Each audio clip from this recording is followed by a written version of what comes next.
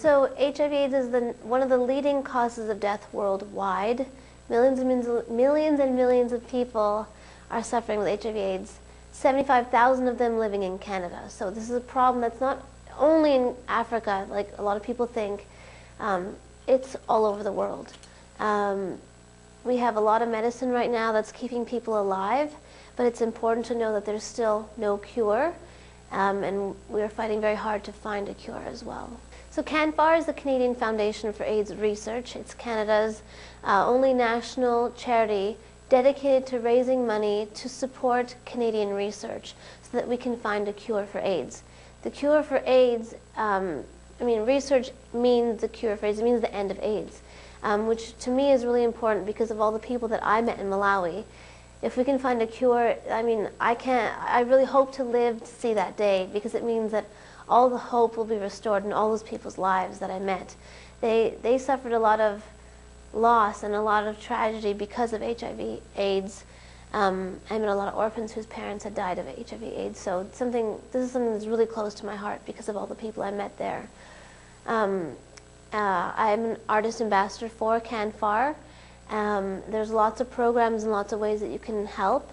One of the programs is called Have a Heart, and it's something that the youth is involved in, and you can get your school involved in as well. Basically, Have a Heart program is these little packets that have a little HIV/AIDS info booklet in there with a packet of gum, a condom, and a red ribbon. And it's given among high school students on Valentine's Day, so you can give it to your friends.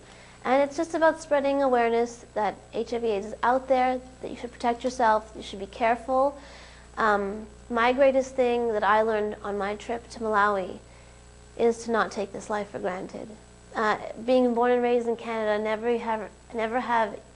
being to any of these other countries across the ocean, I really thought everybody lived like me. And I had no idea. My definition of luxury was the latest iPhone or the newest BlackBerry, and I stayed in a rural village there with no electricity. The name of the village is Makupo Village. No electricity, no running water. My bathroom was a little hole in the ground, bathing with a little pail of water. I came back with this huge appreciation for my life here. Luxury, that's the ability to go to school. Luxury is the fact that women fought for me so that I could have rights, so that I could even talk like I'm talking with you today. That's luxury. That's what all these people in Malawi didn't have. A lot of them couldn't even afford to go to school. So I like to bring awareness to people to know that we're really, really blessed to be here in Canada. We have a lot of resources here in Canada. We have a lot of opportunities that we shouldn't be taking for granted. And one of the opportunities that I really, really took for granted was my dream of being a singer, because I was always so scared. I never thought I was good enough. I never thought I was pretty enough. I never thought that I could actually do it. I always thought, oh, but what if I don't succeed? Then I don't even try. But in Malawi, I met so many people that would have died to have half the opportunities that I have. And I said, who am I to waste the opportunities I've been given just because I'm too scared and feeling insecure? That's not a way to live life. And I really took my life by the hands. I said, this is my life, and I'm going to make it what I want to make it. And Malawi really encouraged me to bring, and really brought that confidence out of me. So I'm here to tell everybody that this is your life, and you can make the best of it in any way possible. Do what makes you happy. Don't do the things that your parents want you to do that you don't really want to do. And follow any little bit of inspiration that comes into your heart. This little feeling of me wanting to go to Africa. What if I didn't act on it? Where would I be right now? I don't even know. It really, really greatly changed my life, in my personal life, just with my awareness and my appreciation of life. And that's why I speak about HIV/AIDS and bring awareness, because in Africa it was such a big reality, and I knew nothing about it. And we don't speak about it a lot in media here today on this side of the world. And it's such a big reality there. Like, everybody here knows what an iPhone is. Everybody, a lot of people have an iPhone. Everyone knows somebody who has an iPhone. Well, that's what HIV/AIDS is there. That's how, I don't want to make it sound popular, but that's how common it is. It's a huge problem in the world, and I really don't want it to be ignored. So I really try to bring awareness about it. As I said before, Malawi really gave me the confidence to pursue my singing dreams. And actually what happened was, somebody heard me singing on a bus, and they said, "Oh, you have such a beautiful voice." And I said, "Me? Who? Are you sure you're hearing properly?" They said, "No, no, no, you have a really nice voice." And that was the first time I ever heard something like that in my life. I've always been told that I'll never make it, I'll never succeed.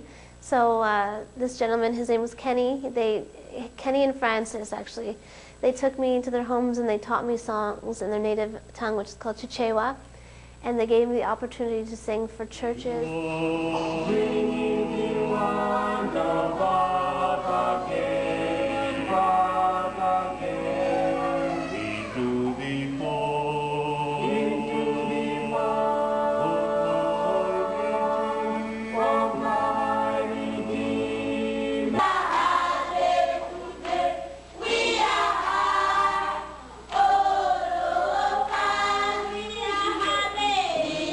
Of Parliament and for the village as well. So it really made me realize that this gift of mine and my dreams should not be taken for granted.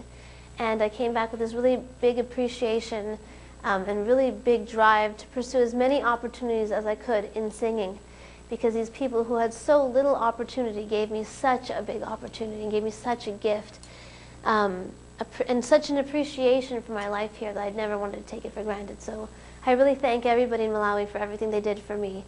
I was really naive before I went there. I thought, oh, I'll show these people. I'm from North America. I know everything. But the reality is that they were the ones that taught me. They are the ones that really changed my life. And I'm so thankful for everything that they did for me. So I do have a website. It's called pritamusic.com. And for World AIDS Day, and for this whole, whenever you want it, I did record a song that I learned in Malawi. It's called May God Be With You, and it's available there, along with a lot more information about my trip, pictures. You can see a lot more about my music. I have a CD called Spread the Word. It's also on iTunes. And you can get all my information there. I'm on YouTube. Just Google Prita Chhabra. You'll see my Facebook, my Twitter. Prita. And if you want to know more about Prita, check her out at www.pritamusic.com. You can also download her music from iTunes.